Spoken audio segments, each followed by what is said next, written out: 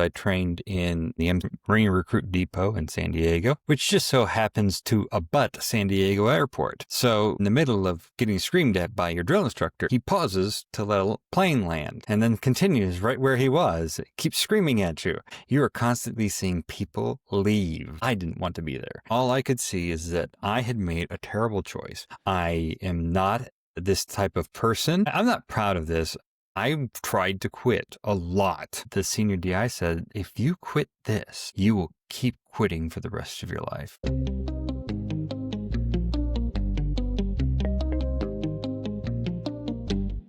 Hey everyone, I am really excited for our guest today. He is a manager of platform and service delivery for a global manufacturing company. He is a dedicated husband, loving father, connoisseur of fine cuisine, and he has grown and overcome much in his life, especially challenges. He's a good friend of mine, and I am ecstatic to have him tell you about his stories. Justin Hughes, welcome to the show, my friend. So good to have you on again. Yes. I'm so happy that we're going to get it. We're going to keep doing it until we get it right. Let's say that. Funny enough, we've recorded this interview 3 times thus far, and third time's a charm. The first time there was sound issues. The second time there was echoing issues, and God just said, "Hey, we need to get a clear picture of Justin's life." I guess so. At least it's given me plenty of practice. Exactly. So you grew up in Des Moines, Iowa. Is that correct? Yes, just outside. And you spent quite a bit of time outdoors, if I recall. What was childhood like growing up in the outdoors? Well, so I spent a lot of time outdoors, probably involuntarily, because my parents were like, get out. I don't care what you do, just get out. So yeah, we lived not on a farm per se, even though it's Iowa. We lived in 11 acres of woodlands. And we were regularly outside exploring the area by ourselves. We were going to places we were told not to go, like the neighbor's pond, but there was a creek down back. It was a creek, not a crick, because it was too big to be a crick. But yeah, so a lot of time was spent outdoors, losing my dad's boots in the mud, leaving his tools out in the rain, and things that generally cause people to go prematurely gray that I'm paying for now that I have kids. So payback is definitely something that's happening. Yeah. I mean, it was certainly a lot of time by myself. One of the things that as a kid, I didn't have a lot of friends, partially because we weren't near a lot of people my age, but also because I really wasn't adept at making friends. My youth, I had maybe 2 friends while I lived in Iowa, one who lived 2 towns over, and the other lived more central to Des Moines. And yeah, I just, at school, it was not great. I was bullied a lot as a kid. And so I ended up spending a whole lot of time in my head by myself. I did have a younger brother, Andrew, who's about 18 months younger than me. And we did spend a fair amount of time together outside, but he's 18 months younger, and that relationship was tested at times. As a youth. Let's be generous about that. Yeah. I mean, we weren't always on the best of terms. We didn't always want to play with each other. I would say we got along okay as a youth. I mean, it wasn't really until middle school, high school that we really started to really have a contentious period in our relationship. But I'm sure we'll get to that eventually. So, outdoors was a thing. It was a big thing for you. Like, what did you want to be when you grew up? Every kid has their aspirations of what they wanted to be. I wanted to be an oceanographer, which I didn't know what that was, but it sounded really good. So, most kids, I think I was really interested in dinosaurs for about 10 seconds.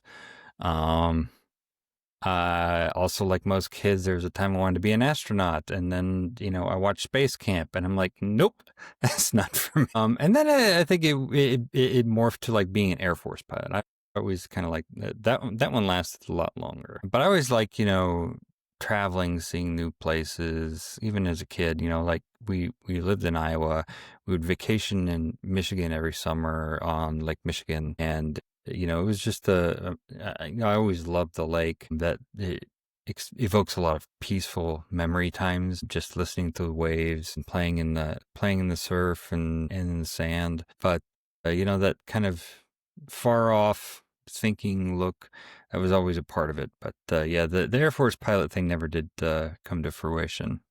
Mm. Well, I mean, military though, and we'll get into that here in a little bit too.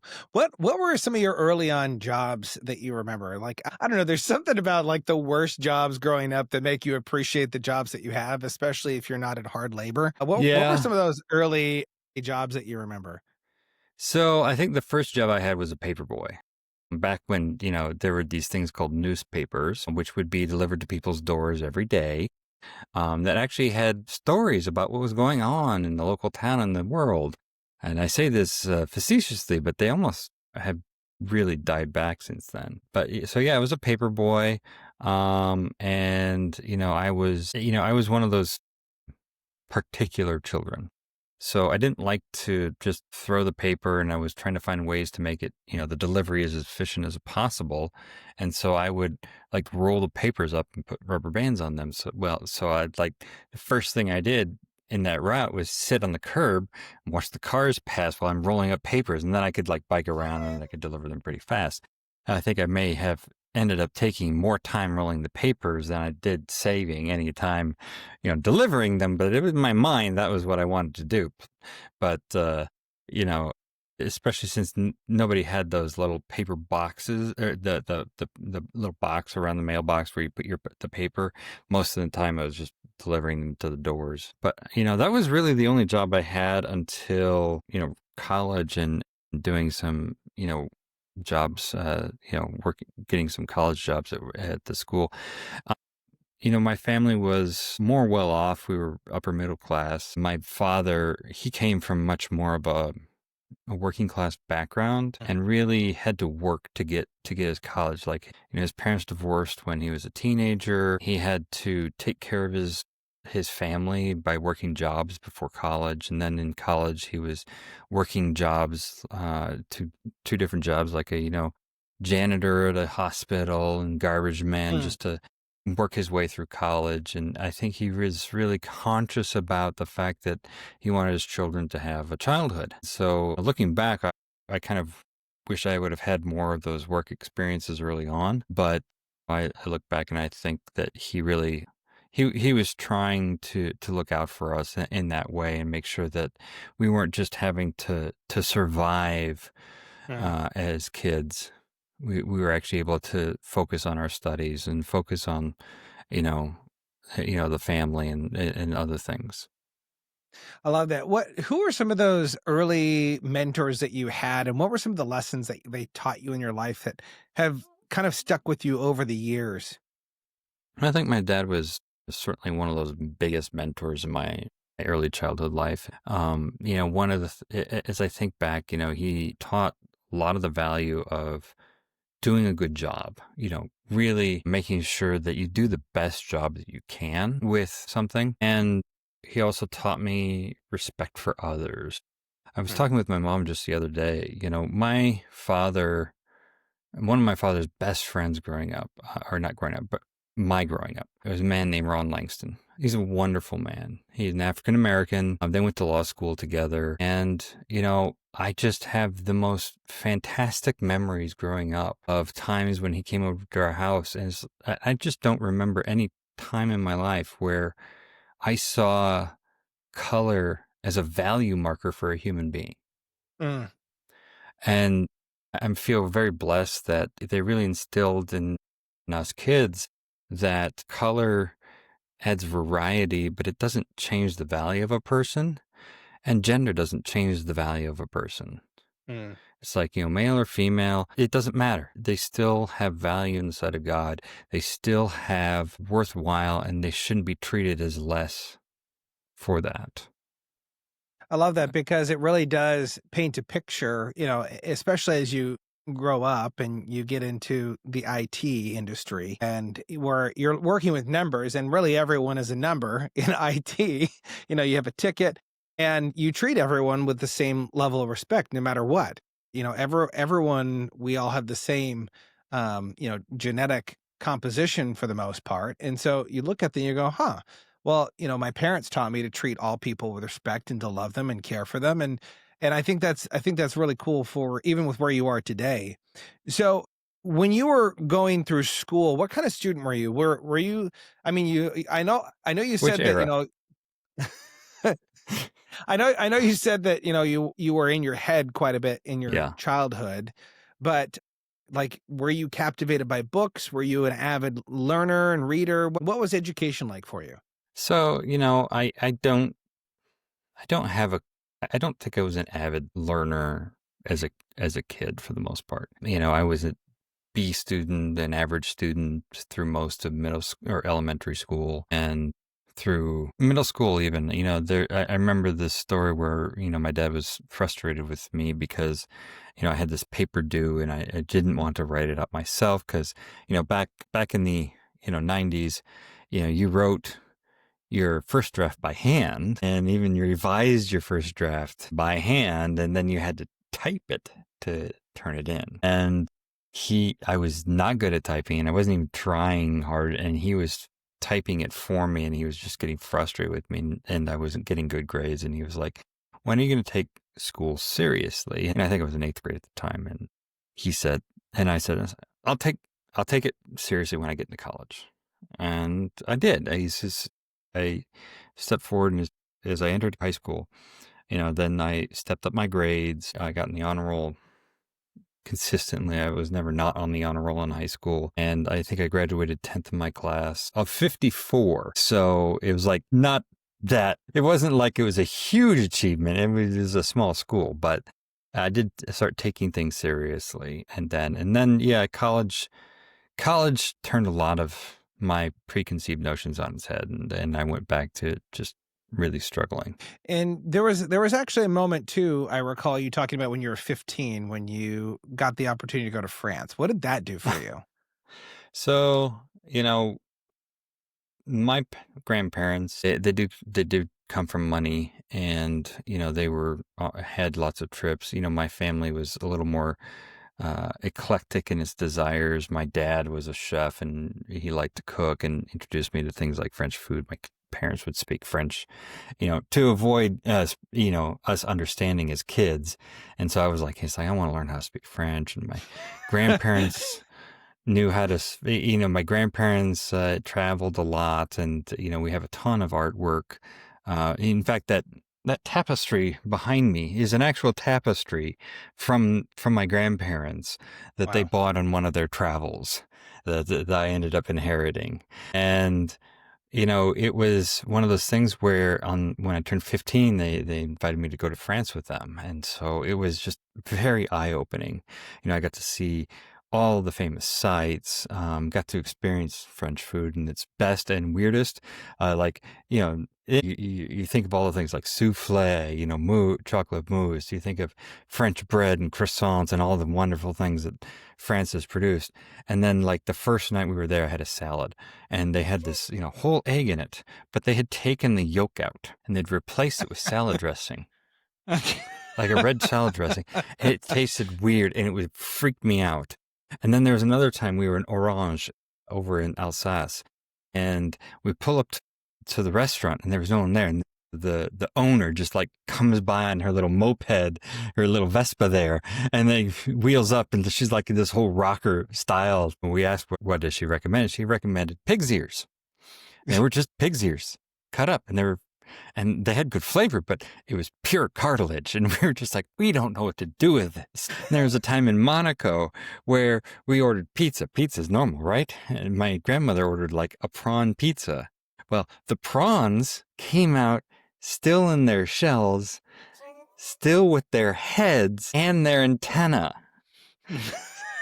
It was very artful, but the pizza was cold by the time we got to the point where we could eat it. But it just, there's so many memories of that experience. And then later in high school, after taking more years of French, we had a school French trip. And I think I was a junior at this time. And one of the activities, the planned activities on this school trip was visiting a French winery.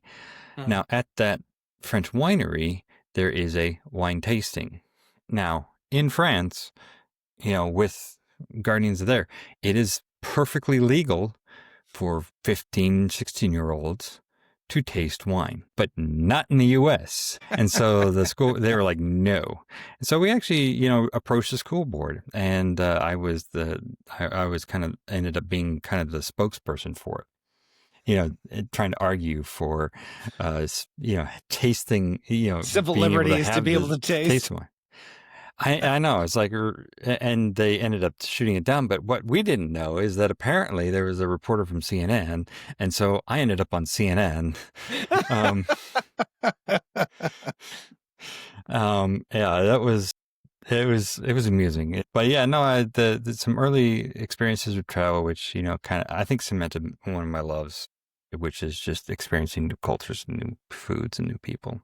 Yeah, I'm curious how that kind of spurned on your curiosity for life, because I mean, you really are someone who loves the eclecticness of food, of trying different foods. You spend a lot of time over in Japan in your current role of flying back and forth from there, and I know you love Japanese food, but I'm curious, how did that early introduction to, I mean, growing up in the Midwest, not having a plethora of different options, probably more like meat and potatoes kind of growing up, and then going into this whole new world of seeing food in a Mhm. different way.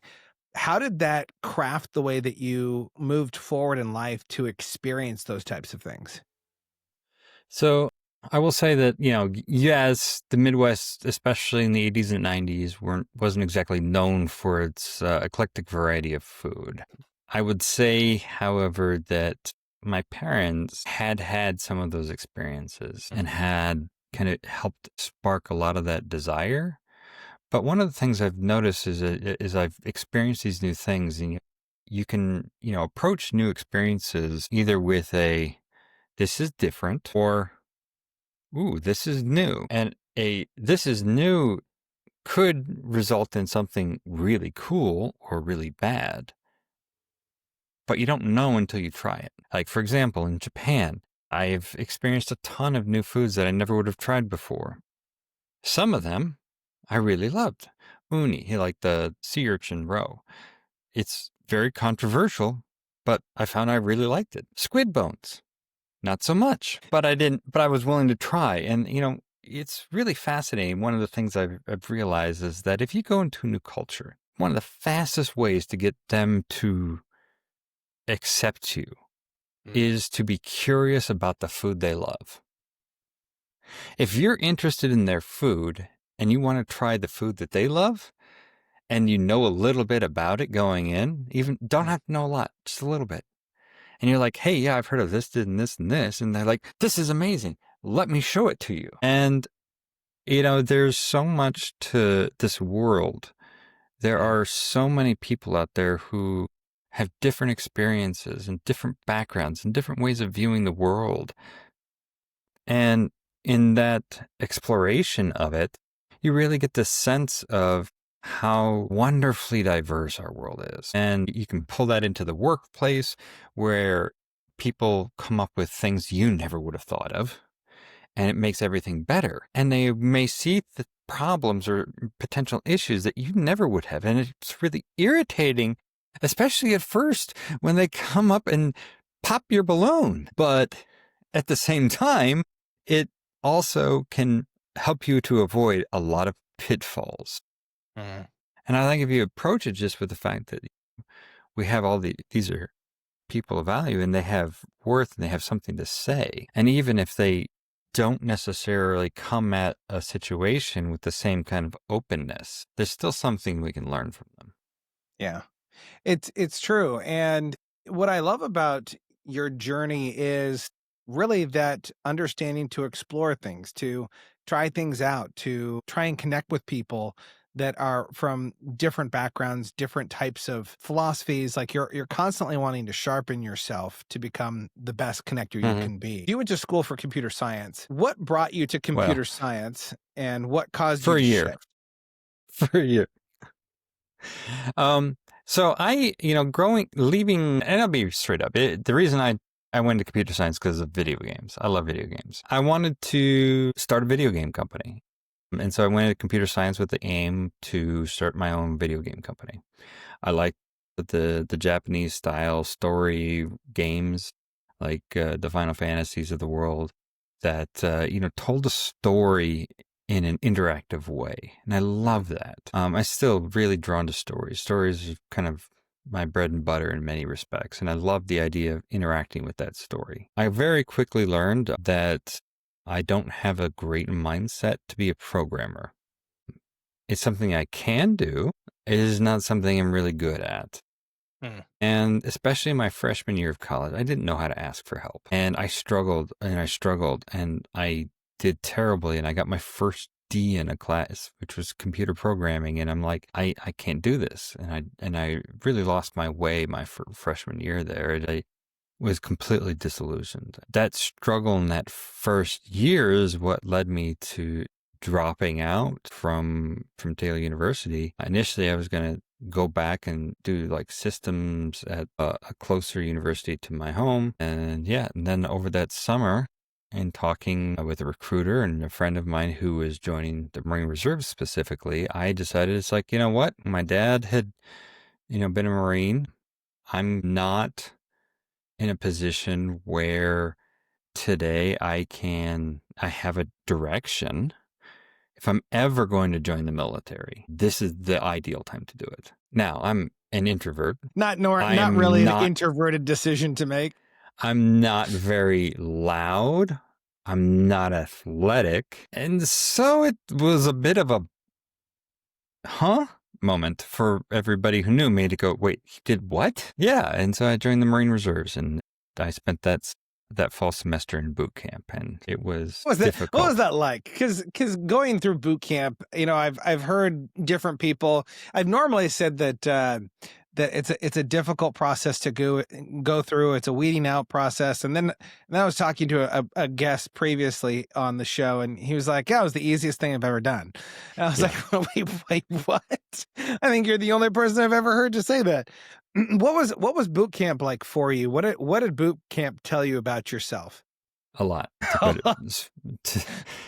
So, and let me clarify one thing. Marine boot camp is not a weeding out process. They tell you upfront and regularly that you have signed a contract with them and you're going to become a Marine or you're going to jail. Now, jail wasn't an option, was it? Well, I'll tell you what, I was kind of considered it a couple times. And so I'm what's called a Hollywood Marine, which means I trained in San Diego in the MCR Marine Recruit Depot in San Diego, which just so happens to abut San Diego Airport. So you are in the middle of getting screamed at by your drill instructor, and he pauses to let a plane land, and then continues right where he was, keeps screaming at you, and then a plane takes off, and he pauses, and then. But here's the other thing that's a bit more of the mind torture, and that's the fact that you are constantly seeing people leave, and you don't want to be there. Well, I didn't want to be there. It was so much of a different world for me. And up until this point, I had never experienced anything so trying. I didn't know the philosophy of why they structured it the way they did back then. But all I could see is that I had made a terrible choice. This is absolutely not what I was meant for. I am not this type of person, and I just need to find someone to help me say I need to go home. I'm not proud of this, but I really need to be open about it. It's just I tried to quit a lot. In fact, you even went to the extent of having them call your dad, didn't you? So yeah, that's kind of where it round up to. So there was only one successful way that people were getting out, and that was by wetting the bed. And I have a lot of pride, and I was not willing to do that. You wet the bed 3 times and you were out, and I was just like, nope, that's not me. I cannot do that. I don't. There are certain lines I can't cross. There were certain lines I was not willing to cross, and that was one of them. And here's the thing. At one point, it was about 6 weeks in, I got to the point where I'm just like, I'm done. And finally, I did a stand-in protest where it was over a weekend. It was a Sunday, I believe, because all the other DIs were left except the mean one. The mean one was the only one on duty that day. And he tried to convince me, and I'm a stubborn person, and I was just done. And now he's out of his league. He doesn't have his senior there. So he takes me to across the bay to another platoon where there was a senior that was on duty, and he's trying to convince me, and I'm just like, I'm adamant, man, there's nothing going to move me, right? Nothing is going to move me. I'm going home or somewhere, not here, anything but here. And, in talking to me, he finds out that my dad was a Marine. And he's like, well, what would your father think of this? And it's like, my father would support my decision. He loves me. He cares for me. He will support me. It's like, well, would it be okay if we called him and talked to him about this? I'm like, yeah, I'm confident he's going to support me on this. I called my father, and my forefather, I love him dearly. I didn't want to have to do this to him, but, he was told the situation. He was told what was done, and he's like, putting it on, it's like, son, it's like, I love you, but I cannot support this decision to quit. And it broke me. I was so convinced. But, the thing is the senior DI said, he was telling me, it's like, if you quit this, you will keep quitting for the rest of your life. You need to stick this out. Even if you're right and this isn't your future, you need to stick this out for you. You need to stick this out to prove that you can complete something hard like this. And my father agreed with him. And it broke me. I was so astonished because my father was not on board with this. It's like my rock of assurance was gone. And I agreed to stick around and agreed to see it out, even though I knew it wasn't. It's like, he's like, just serve your term and you'll be done. And so I agreed to it. And I said, I'm going to finish it out. I mean, we were already halfway through. And yeah, afterwards, it was amazing how easy boot camp was the next day. It was all because I had a change of mindset. Before that, every run was torture. Every workout was torture. The only relief was like, I liked drill practice, and I liked the classroom area. That was one area I was good at. It was the classroom because I was the nerd. All the screaming, all the training, that was like, the yelling. And all of it ended up being so much easier afterwards. It's like the yelling wasn't a big deal.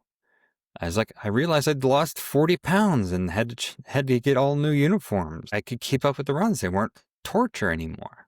And it was weird because the next day, nothing had changed physically. I was still physically the same as I was the day before, but my attitude had changed. And that change of attitude made everything easier. Well, I think it's huge because a lot of people today in the world that we live in, they come up against something that's difficult, something that's hard, and they try and find the out. They try and find the easy way around it of giving up. And there's a certain point that in life you can't get out of something. Like you have to actually go through it. It's the crucible of your life. If you don't go through it, you don't become the person that you're created to be. But there is a mentality piece to this. There is an attitude piece where if you're not going into it with the understanding that you're going to learn and you're going to be growing through it and growing to the next thing, then everything is going to be hell. Everything is going to be frustrating. Everything's going to pull you down. Now, there's something that you've talked about a lot, and we've talked about a lot too off of the podcast. You've had this piece of wrestling with depression. And you've been a spokesperson for people of understanding, what's going on and not just keeping those thoughts inside your head. How has your interaction with depression, how has that changed over your life? Because I think a lot of times we put ourselves by ourselves. We recluse ourselves. We tend to push the world away. What did you find throughout your life of dealing with this and really looking for opportunities to break free from that? This period of going through boot camp, this is before I had ever admitted to being depressed or ever had gotten treatment for it. So growing up in the 80s and the 90s, depression was known about, but treatment wasn't really normalized. And it was about 2004 where I had actually gotten to the point where essentially I had an intervention. It was like, I was at family dinner. I was out on the balcony, and then all of a sudden, like, the entire family is out on the balcony with me. Mm. And they're all like staring at me. And I'm like, what's going on here? Surrounded. Yeah, it really was. And I call it intervention because that's exactly what it was. They're like, Justin, you need help. My mother had already started getting treatment for it. My brother had been getting treatment. And they're like, Justin, you're depressed and you have a history of depression Mm. and you need to seek treatment for this.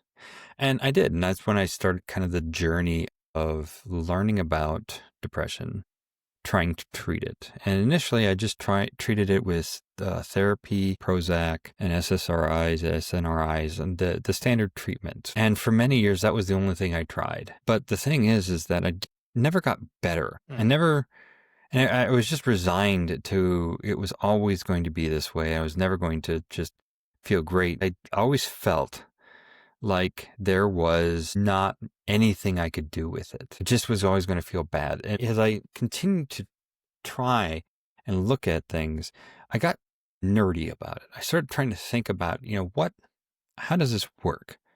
Because for a number of years in the past, it was just ignored. You were just melancholic.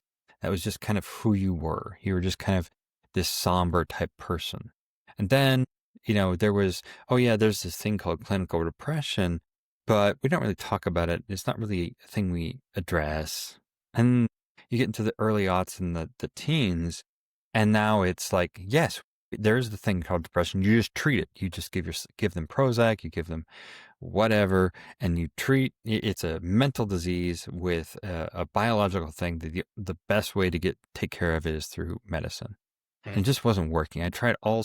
It's like when the only way to treat depression is to experiment with different drugs prescribed by the doctor, but experiment with different drugs because this isn't working. Let's try this and this. Okay, that's not working.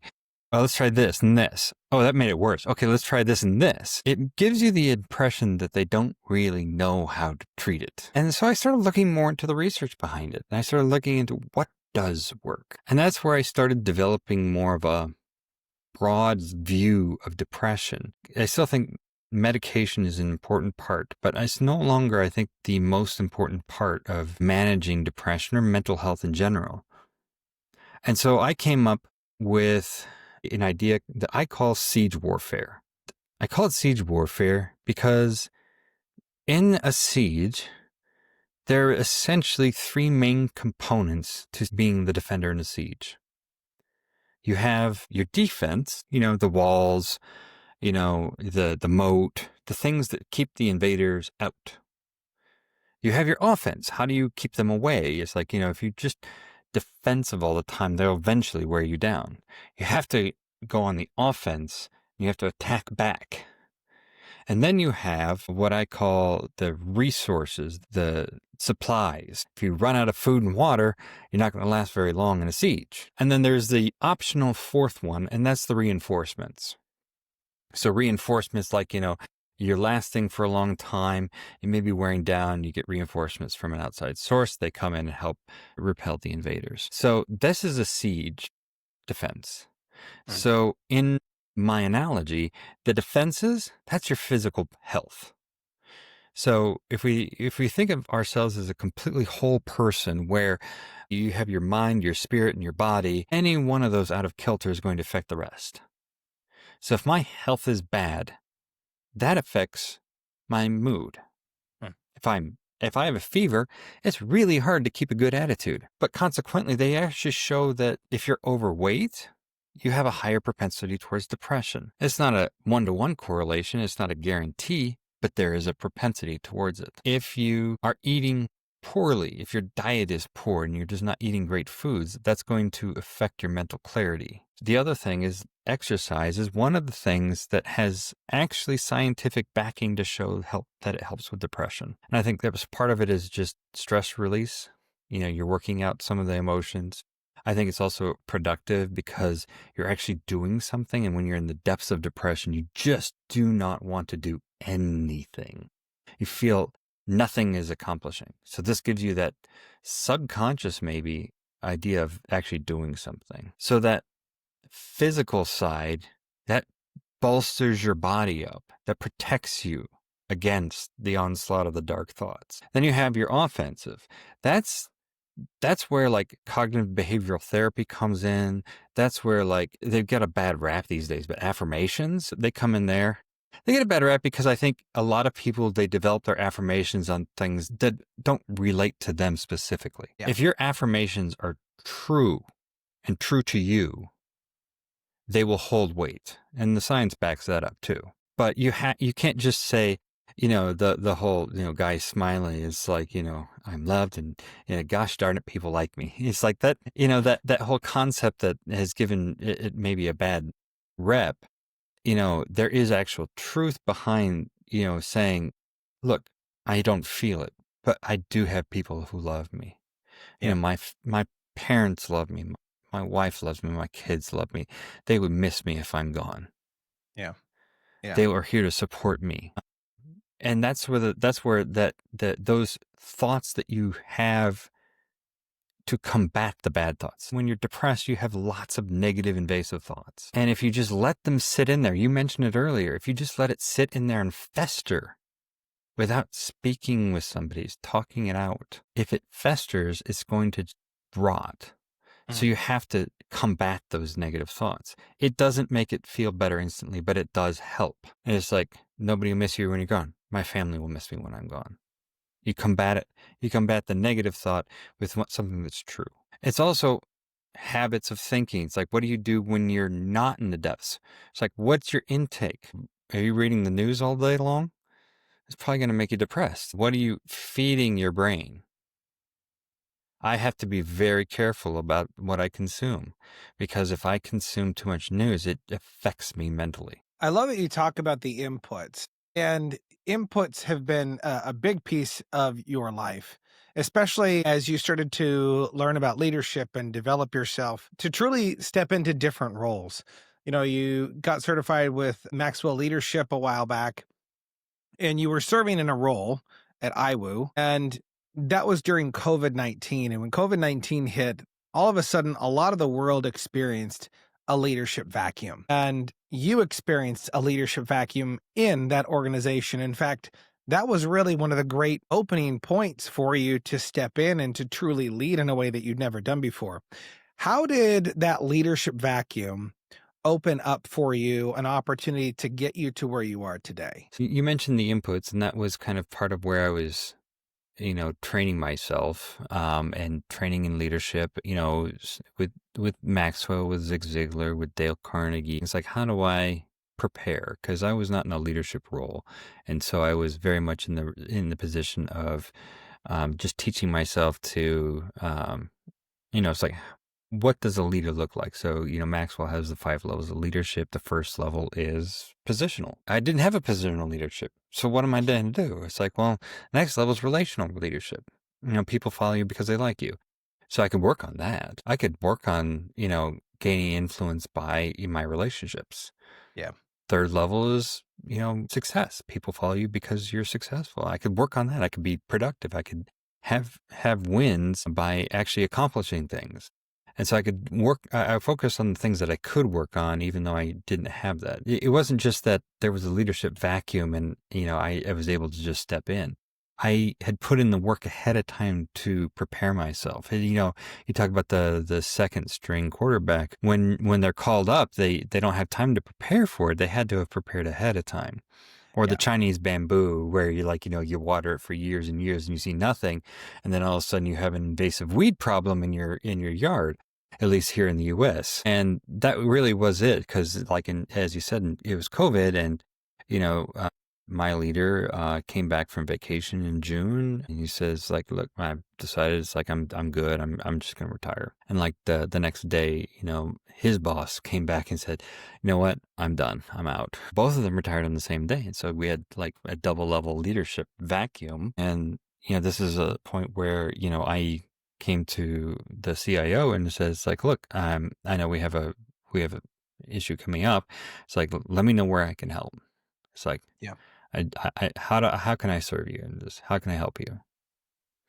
And so they put me in kind of as an interim leader for the time being. Then later made it permanent at the start of the semester, and I spent the next 2 years reforming the entire group and trying to take advantage of all these lessons and say it's like, look, I've been listening to this team for years now, and it's like, what's the most good I can do? It's like, well, we can reform this, we can reform that. And so I focused on those things that I felt the greatest impact on the team. That ended up opening kind of a doorway as I was starting to kind of hit the limits of how I could grow at Indiana Wesleyan University. And, a vendor friend of mine I've done who did a lot of work with us. He said, hey, I know this position coming up. I'm currently serving as a interim CIO for this pneumatics manufacturing company, and I've got this role coming up for a global IT manager.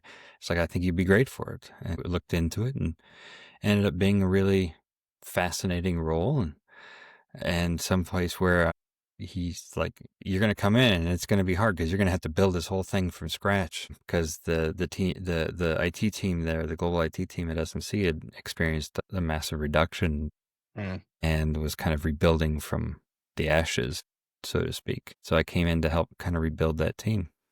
Wow. And it's been 2.5 years since then, and it's been a wild ride. We talked about how in boot camp I was told it's like I needed to finish boot camp in order to, not quit. And it's like there've been a lot of times where the challenge has been really hard here. And I think back to that time and I go, it's like, if I had not had that experience persevering through difficulties, Hmm.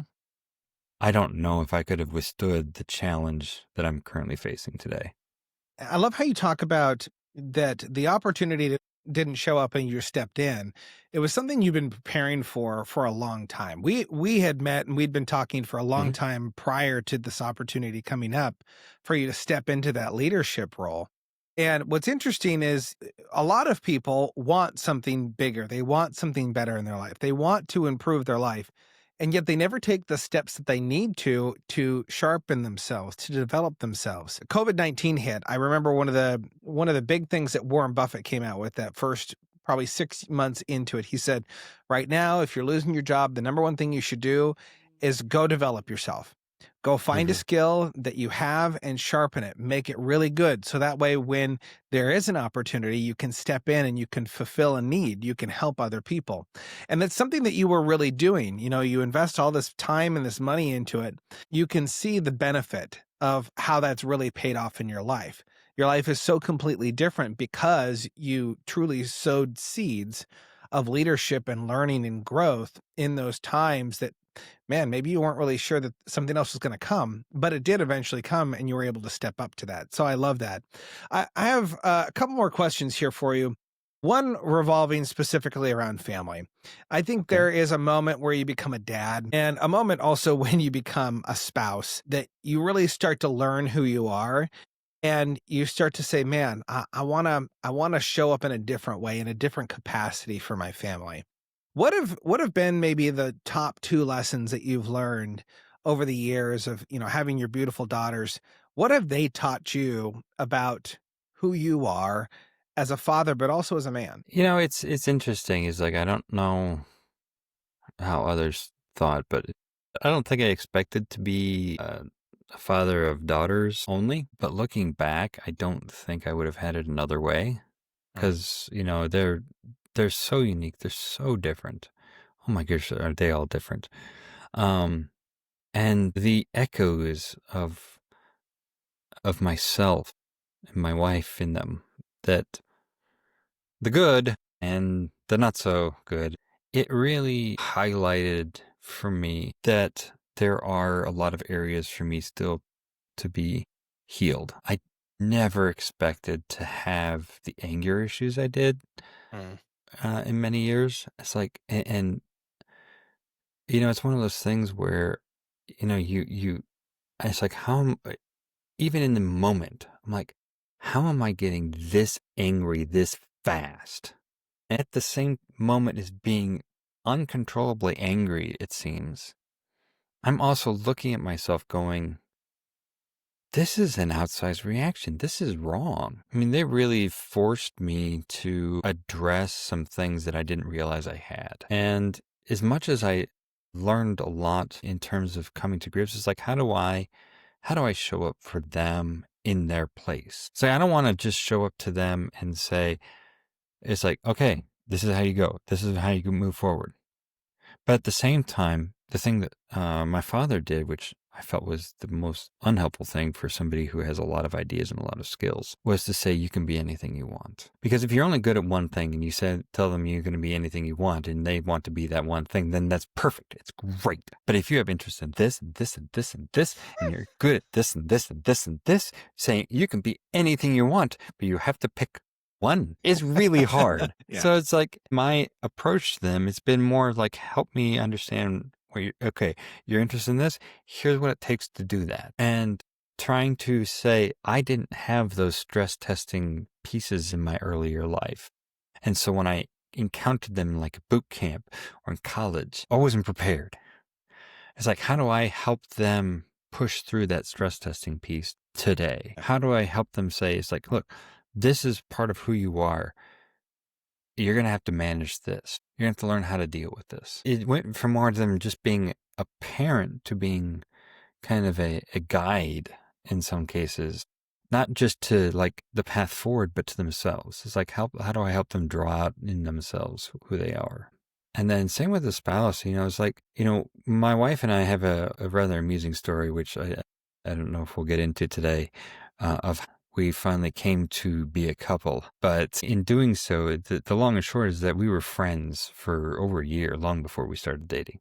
Really good friends. We knew each other very well going into our engagement and then marriage. So we started off as friends, and we came into this with a full commitment of being tied to each other forever. We didn't come into it with a full understanding of what that meant. And, like my family, a little more spicy, a little more open with contention, a little more open with loud words. My wife's family, not so much. Her parents never fought in front of her before she was married. They fought, they just never fought in front of her.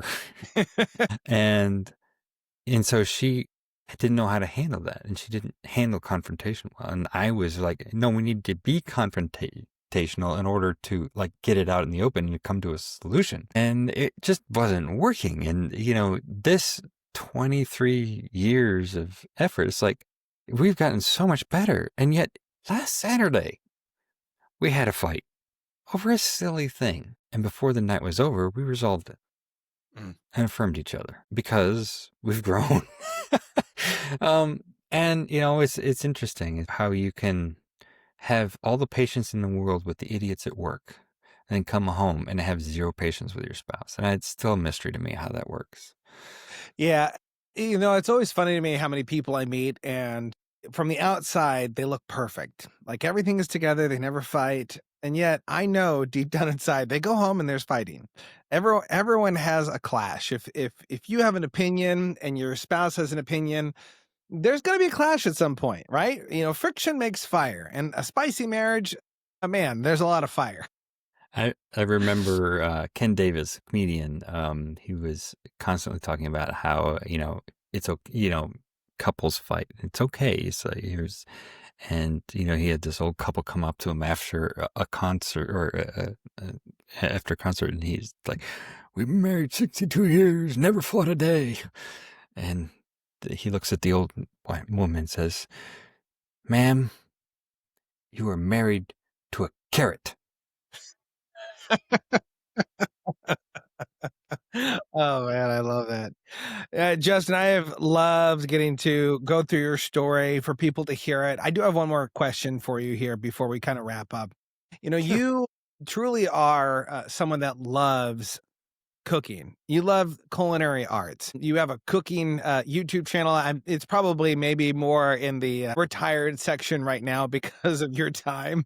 But it's something that you really love to do. You love to learn. You love looking at the different aspects of cooking and how to make things elevated. something that you do with your kids is you're constantly introducing them to new types of food, trying new foods of different cultures. Like food is a huge thing in your life. And there's something that I really want to touch on that all of us understand, but maybe not quite to the level that you understand it. And that's this idea of salt. Salt, it's a very important thing to a lot of people, but we don't really think about it. We just think about salt, like you throw it in food and salt is it makes things better. We don't know really how or why we do Mhm. it, but it's just something we do. And not a lot of people have studied, but I know that you have. And so I'm curious, why is salt important in food? And why is it important in terms of life? So salt, can serve a number of functions in our food. I think the first most obvious thing is its role in changing the flavor. When we think of food, we think of salty, adding salt. I don't take a bit of salt and I put it in my mouth and it's like, wow, that's salty. Yeah, it's like it is salty, but we don't define it as a flavor distinct from salty. But Yeah. when I add it to a food, it doesn't make it salty. It makes it more itself. It's amazing how, like, you have a steak, for say, and you take that steak and you've spent all this time, you've cooked it just to the perfect temperature for doneness that you love, and then you take a bite of that, and it's like, oh, this is really good.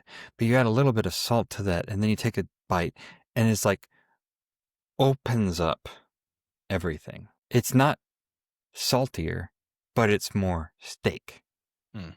More Steakier. flavorful. More steakier. Steakier. I like that. It's more steakier.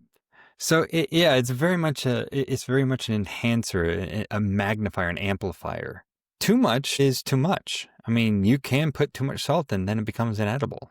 And I think, if we talk about it from our personal lives, it's like, if I'm being salt to somebody, you talk about salt and light and it's like, I want to be salt to somebody, you know, how am I adding value to them? Mm. How am I being a plus in their life? And am I overdoing it? So it's like, I want to be a plus in their lives, but I don't need to be too much of a plus in their lives. It's like there's a point. But let's start by just saying, well, how much am I adding to them? How much am I guiding them? It's another function of salt is a preservative. Historically, through the eons, salt was used to preserve food. You see it today. Bacon. It's salted, right? Mm-hmm. It's one of its primary core purposes was being salted for preservation's sake. You look at preserved foods like sauerkraut or pickles. Pickles can be preserved in vinegar now, but classically they're preserved in salt. Brine, Kimchi, right? preserved in salt. Yeah, brine.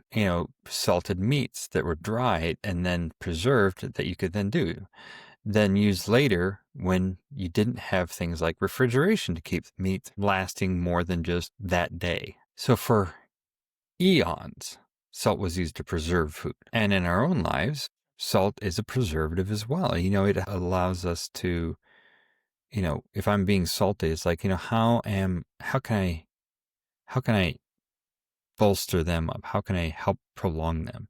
If I'm Mm. being a preservative, am I encouraging them and am I bolstering them up? If I'm if someone is down, I think you talked about depression earlier. It's like, it's like, so that third portion, the supplies that we didn't get to, that's the spiritual aspect. And that spiritual aspect of filling somebody's well is partially in the faith category, but also in the relationships category. Mm. How am I filling somebody up? How am I keeping them up? I have a dear friend who's going through some hard times. And it's like, how do I help him walk through this hard time? How do I, pray for him? How do I support him, encourage him through that hard time? So those are, I would say, two of the major functions of salt. There are different types of salt. You think of just sodium chloride, which is the salty salt, the stuff we just add to our foods. But, there's all sorts of different types of salts that are used. MSG, monosodium glutamate, is a salt. It's just pure enhancer of meatiness flavor. You have things like, prog powder, which is used to preserve foods. So there's all sorts of different ways you can add different salts Mm. to deal with it. But yeah, there's a lot more to it, and had we had more time, perhaps I could dive in more to some of the There's other a ways reason in I which asked salt it can at be the used. end. No. Like in it, like for example, like the fact that it changes the temperature of of ice. You add salt water, you can cool it down. That's the old way of making ice cream, is like you'd add salt to the ice, and that made it lower the temperature down. Yeah. So I'm not sure how that applies to our lives, though. Well, I love it. Just even the first 2 points. Salt is an enhancer and it preserves. Those are two things I think we could all stand here today in the world. That, Hmm. are you an enhancer? Are you an enhancer of the people around you? Are you salt in the way of, are you enhancing the flavor of the people around you? Are you making their lives better? Are you improving people's lives? There's also this idea of the preservation, right? With salt, are you preserving the people around you? Sometimes the world hits, sometimes the world will cut you down. And are you someone that preserves that person? Are you the person that comes in and brings them back up and say, "Hey, this is who you are. This is who you were created to be." And so I think it's a really powerful lesson. And there's a reason why I asked it of you, because I know that you love food. I know that you love salt. And I think all of us can take a note from this and say, okay, so are we going to be salt today? Are we going to enhance other people's lives? And are we going to preserve the people that are around us and encourage them in a way that they can truly stand on who they were created to be? So, Justin, I really appreciate you coming on. This has been such an incredible time to spend with you, for you to share your story. For all of you listening, I want to thank you for listening in. I want you to make sure that you like, subscribe, share this episode with a friend, especially someone who's going through a difficult time right now. Be salt, be light to them. Share the episode to encourage them. Until next time, remember to be more, see more, and experience more.